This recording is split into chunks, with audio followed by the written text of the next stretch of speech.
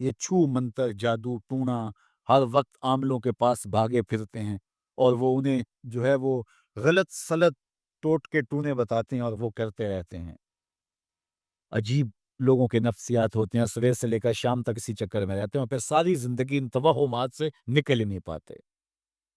اللہ نے تمہیں پیسے دیے ہیں، نئی گاڑی تم نے خریدی ہے، چھوٹے بچے کا جوتا کیوں باندھ دیا آگے تم نے؟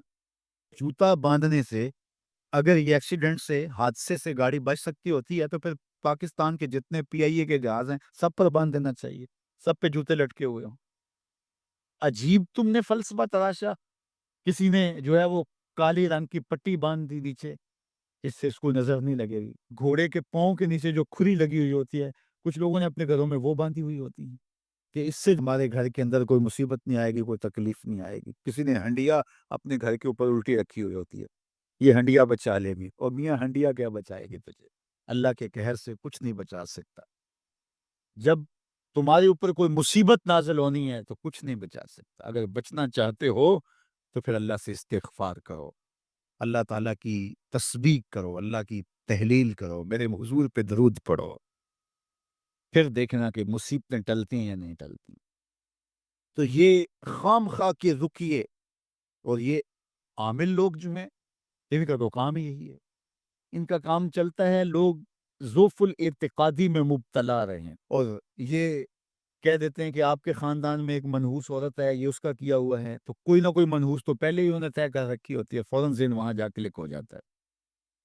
اس کا نون سے نام شروع ہوتا ہے، اس کا کاف سے نام شروع ہوتا ہے، اس کا جیم سے نام شروع ہوتا ہے، تو پورے خاندان میں کسی کا نام کاف نون یا جیم سے تو شروع ہوتا ہی ہوگا، یا دوستوں میں، تو فوراً ذہن جو ہے ادھر منتقل ہو گیا۔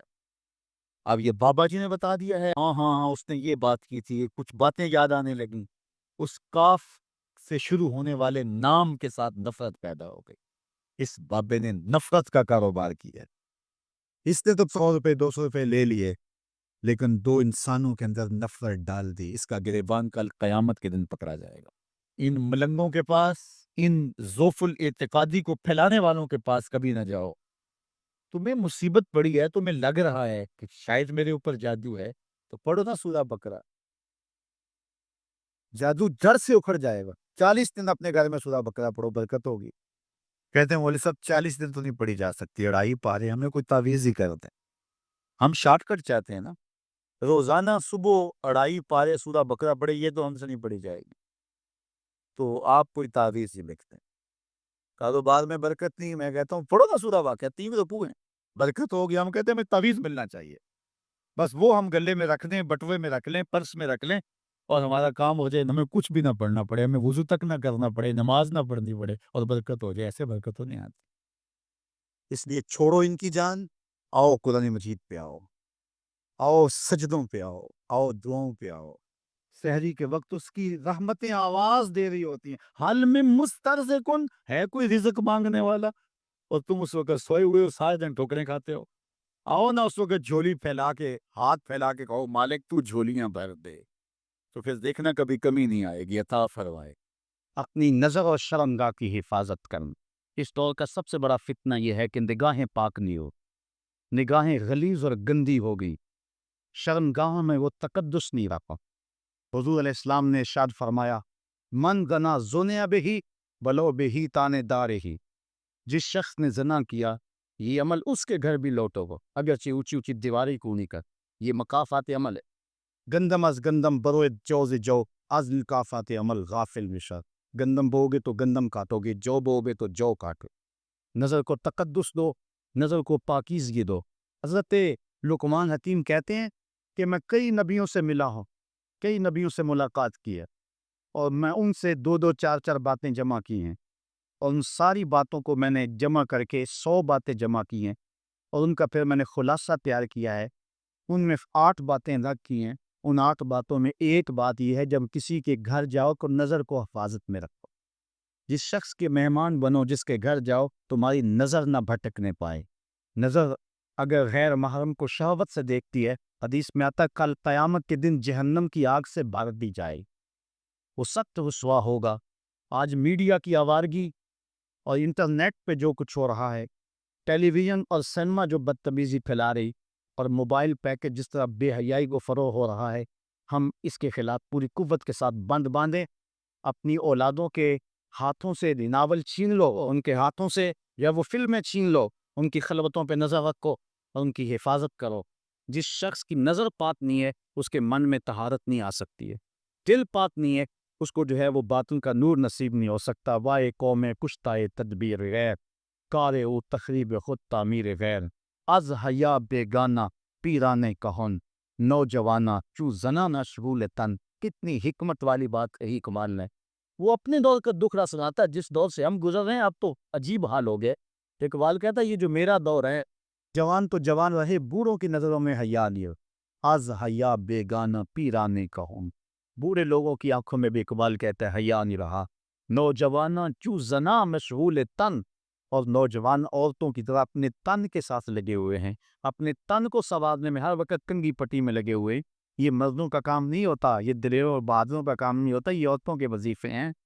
دس دل شاہ آرزوہا بے ثبات، مردہ زائن از بطون من مہات. ان کے دلوں میں آرزویں کوئی اور ہی ہیں اور ماؤں کے پیٹوں سے مردہ جنم لے رہے ہیں.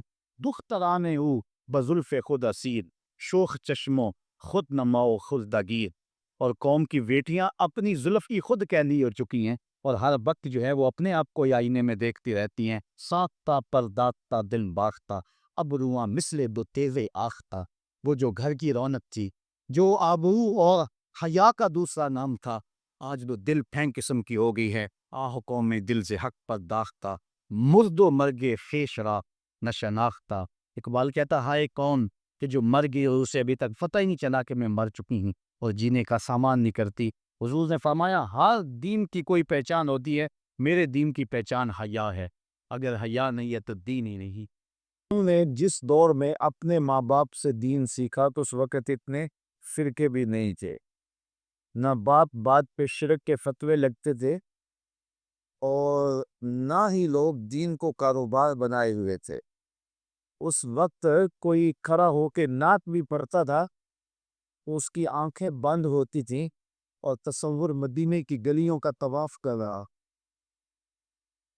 اور اگر کوئی پیر طریقت تھا تو اس کا مقصد مخلوق کو اللہ تک پہنچانا تھا، لوگوں کا دل اپنی جانب موڑ کے مائل کر کے اپنی جیب گرم کرنا مقصد نہیں تھا.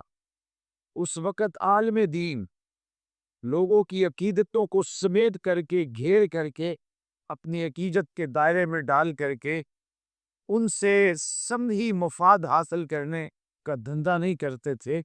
اس وقت عالم دین بندے کو گناہ سے نکال کر کے اللہ کی دہلیز پہ سجدہ ریز کرنے کا کام کرتے.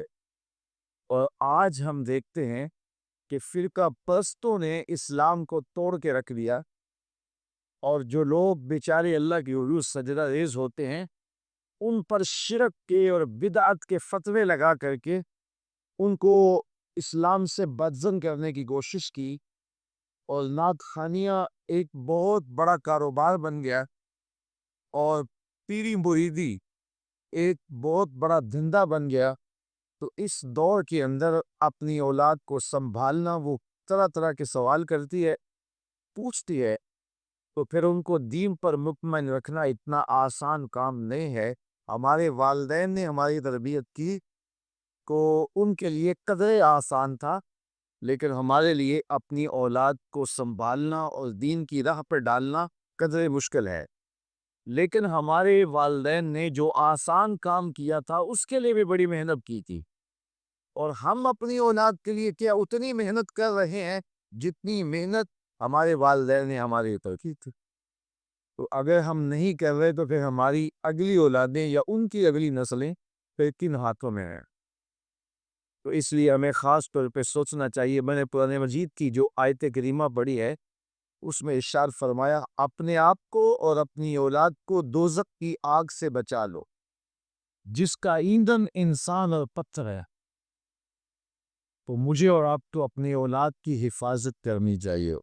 بعض اوقات ہم وطن چھوڑ کے یہاں آتے ہیں اس لیے کہ ہماری اولادوں کا مستقبل ٹھیک ہو جائے. ہم خود پردیس کاٹ لیتے ہیں تنہائیاں کاٹ لیتے ہیں، اذیتوں سے گزر جاتے ہیں، لیکن اولاد راہ مستقیم سے بھٹک جاتی ہے، تو ہم نے ان کی دنیا کی زندگی کے تو سوار دی، لیکن جو حقیقی ابدی اور سرمدی زندگی ہے جو کبھی ختم ہونے والی نہیں ہے، تو وہ برباد ہوگی، تو ہم نے اپنی اولاد کا 70,000 لوگ ایسے ہیں جو بغیر حساب جنت میں جائیں گے، ان کا کوئی حساب نہیں ہوگا۔ اللہ اپنے کرم سے انہیں یوں ہی جنت عطا فرمائے۔ صحابہ نے عرض کی یا رسول اللہ صلی اللہ علیہ وسلم وہ کون ہیں؟ تو آقا کریم نے ارشاد فرمایا کانو لا یکتوون، یہ وہ لوگ ہیں جو اپنے جسم پہ داغ نہیں لگاتے، مخصوص نشان جسم پہ لگا لیتے ہیں، یہ فلاں بزرگ کی نشانی ہے، یہ فلاں جو ہے وہ شہید کی نشانی ہے۔ اللہ نے جب تمہیں سالم الاعضاء پیدا کیا ہے تو اپنے بدن کو تم کیوں نشانی، اس نے ساری نشانیاں لگائی ہیں، اس کی نشانیاں اتنی پکی ہیں کہ اس نشانیوں میں فرق بھی نہیں لگتا نا، یہ تمہارے انگوٹھے کی نشانی ہے، 6 ارب انسانوں کو لے آؤ نشان انگوٹھا لے آؤ، کسی ایک کا بھی نہیں ملے گا، یہ نشانی تمہارے رب نے لگائی ہے۔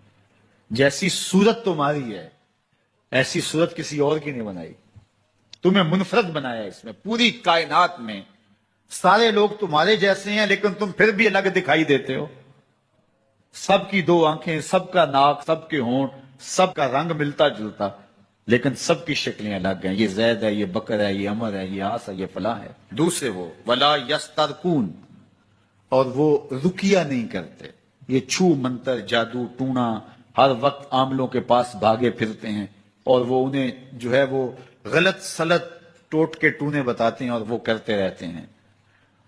عجیب لوگوں کے نفسیات ہوتے ہیں، صبح سے لے کر شام تک اسی چکر میں رہتے ہیں اور پھر ساری زندگی ان توہمات سے نکل ہی نہیں پاتے۔ اللہ نے تمہیں پیسے دیے ہیں، نئی گاڑی تم نے خریدی ہے، چھوٹے بچے کا جوتا کیوں باندھ دیا آگے تم نے؟ جوتا باندھنے سے اگر یہ ایکسیڈنٹ سے، حادثے سے گاڑی بچ سکتی ہوتی ہے تو پھر پاکستان کے جتنے پی آئی اے کے جہاز ہیں سب پر باندھ دینا چاہیے، سب پہ جوتے لٹکے ہوئے ہوں۔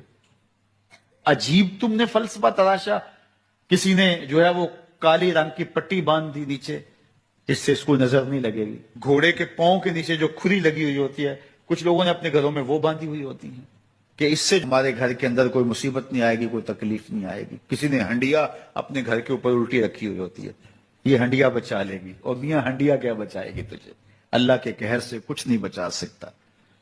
جب تمہارے اوپر کوئی مصیبت نازل ہونی ہے تو کچھ نہیں بچا سکتا۔ اگر بچنا چاہتے ہو تو پھر اللہ سے استغفار کرو، اللہ تعالیٰ کی تسبیح کرو، اللہ کی تحلیل کرو، میرے حضور پہ درود پڑھو، پھر دیکھنا کہ مصیبتیں ٹلتی ہیں یا نہیں ٹلتی ہیں۔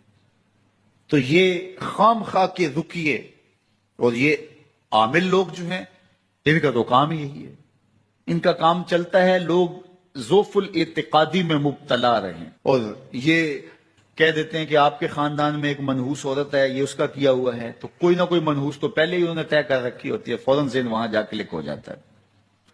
اس کا نون سے نام شروع ہوتا ہے، اس کا کاف سے نام شروع ہوتا ہے، اس کا جیم سے نام شروع ہوتا ہے، تو پورے خاندان میں کسی کا نام کاف نون یا جیم سے تو شروع ہوتا ہی ہوگا، یا دوستوں میں، تو فوراً ذہن جو ہے ادھر منتقل ہو گیا۔ اب یہ بابا جی نے بتا دیا ہے، ہاں ہاں ہاں اس نے یہ بات کی تھی، کچھ باتیں یاد آنے لگیں، اس کاف سے شروع ہونے والے نام کے ساتھ نفرت پیدا ہو گئی۔ اس بابے نے نفرت کا کاروبار کیا، اس نے تو 100 روپے 200 روپے لے لیے، لیکن 2 انسانوں کے اندر نفرت ڈال دی، اس کا گریبان کل قیامت کے دن پکڑا جائے گا۔ ان ملنگوں کے پاس، ان ذوف الاعتقادی کو پھیلانے والوں کے پاس کبھی نہ جاؤ۔ تمہیں مصیبت پڑی ہے، تمہیں لگ رہا ہے کہ شاید میرے اوپر جادو ہے، تو پڑھو نا سورہ بقرہ، جادو جڑ سے اکھڑ جائے گا۔ 40 دن اپنے گھر میں سورہ بقرہ پڑھو، برکت ہوگی۔ کہتے ہیں مولوی صاحب 40 دن تو نہیں پڑھی جا سکتی، 2.5 پارے، ہمیں کوئی تعویذ ہی کر دیں۔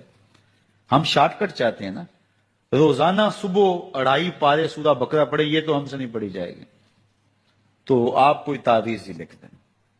کاروبار میں برکت نہیں، میں کہتا ہوں پڑھو نا سورہ واقعہ، 3 رکوع ہیں، برکت ہوگی۔ ہم کہتے ہیں ہمیں تعویذ ملنا چاہیے، بس وہ ہم گلے میں رکھ دیں، بٹوے میں رکھ لیں، پرس میں رکھ لیں، اور ہمارا کام ہو جائے، ہمیں کچھ بھی نہ پڑھنا پڑے، ہمیں وضو تک نہ کرنا پڑے، نماز نہ پڑھنی پڑے، اور برکت ہو جائے۔ ایسے برکت تو نہیں آتی۔ اس لیے چھوڑو ان کی جان، آؤ قرآن مجید پہ آؤ، آؤ سجدوں پہ آؤ، آؤ دعاؤں پہ آؤ۔ سحری کے وقت اس کی رحمتیں آواز دے رہی ہوتی ہیں، حل میں مسترزقن، ہے کوئی رزق مانگنے والا، اور تم اس وقت سوئے ہوئے ہو، سارے دن ٹھوکریں کھاتے ہو۔ آؤ